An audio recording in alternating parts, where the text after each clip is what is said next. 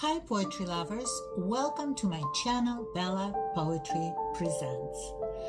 So we're continuing with our fourth series, Poetry at Random.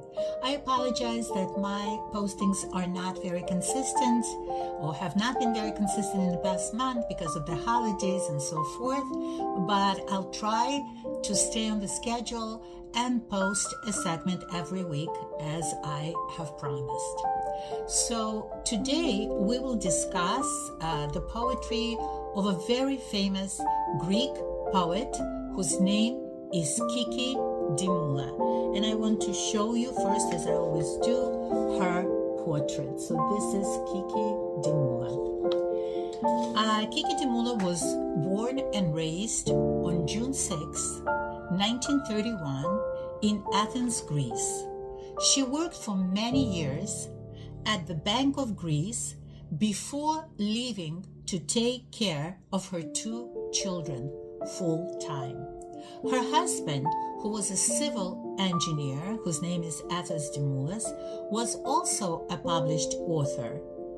But I don't know if it caused any kind of conflicts in the family or jealousies, but she became much more famous than him and outshined him and had a much better reputation. Her first collection of poetry, translated into English, was The Brazen Plagiarist.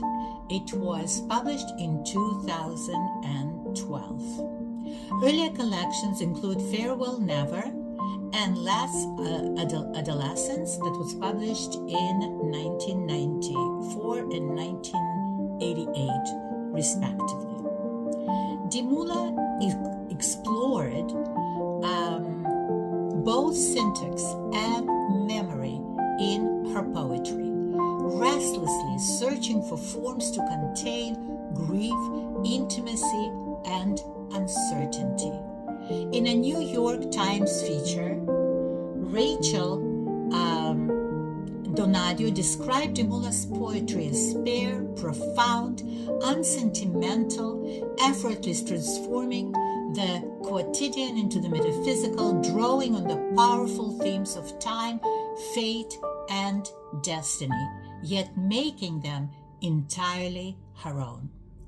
Dimoula was a full member of the Academy of Athens, and she received many honors, among them European Prize for Literature and Greece's Grand National Prize for Lifetime Achievement. And by the way, she also had 2 Greek National Poetry Prizes. In 2002, she was inducted into the Academy of Athens. Dimoula was regarded by her contemporaries as the best Greek woman poet since Sappho. She considered herself to be an explorer of poetry rather than a creator, and once described her poetic process as an act of hospitality to unforeseen insight. "You're walking in a desert," she wrote. "You hear a bird singing. As unlikely as a bird is in the desert, you have to make a tree for him, and that's the poem." Skillfully translated by Cecile Iglesias Margelas and Rika Lesser, and winner of the 2013 Greek National Translation Prize, The Brazen Plagiarist, is a collection of Dimoula's most moving poems. And you know, it's not easy to translate poetry from the native language and to make sure that the poetry expresses everything that the poet wanted to say in his or her poem. I know that Russian poetry, for example, which I love in Russian, loses its splendor when it's translated into English, right? So I use humor to exorcise death, she once explained. Poetry, said Dimoula, who often invoked the memory of her husband who died in 1985, can make absence into presence. I call on the dead. I invoke death. Called by a critic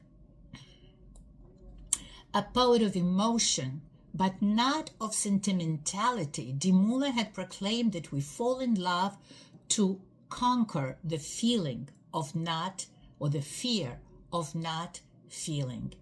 She insisted that love is always a matter of one person, not of two, but also calling love a victim of our pandering ego. Could be true. So describing how she worked at an event in 2007, Dimoula said she started from the chaos of our existence and tried to impose some order. Kiki Dimoula, an acclaimed Greek poet and Academy of Athens member, died at the age of 89 in 2020. The cause of her death was a heart attack. The hospital where she spent her last 20 days reported to the media. She died shortly before 6 p.m. Saturday. Dimoula is survived by a son and a daughter, both in their 60s, and by an unconfirmed, at this time, number of grandchildren. So today we will read a couple of her poems. The first poem is called Romantic Disagreement. Of course, I am against disturbing the moon for many reasons. Not only is it an unseemly exaggeration. Personally, I've long avoided exaggerating because of exhaustion, but it is also improper. So far, the moon's relation with the earth have been highly formal, discreet from its enchanting distance. It offered perfect solution to mankind's musing, and above all, every so often, it silver plates this worn-out earth for free. So, interesting poem. Again, it's a free verse. The second poem is called Exercises for Weight Loss in No Time at All. Lie down on something hard. At first, your leisure vertebrae may hurt, but gradually, painlessly, immobility straightens its back till it stands there like a cypress. Now compress your bad habits into one rigid line. Rest your hands on your chest like the makeshift wings of a provisional angel. Do not shift position. The spine rose best. Don't be afraid. Fear makes you fat. It contains hunger. Don't chew on sensations.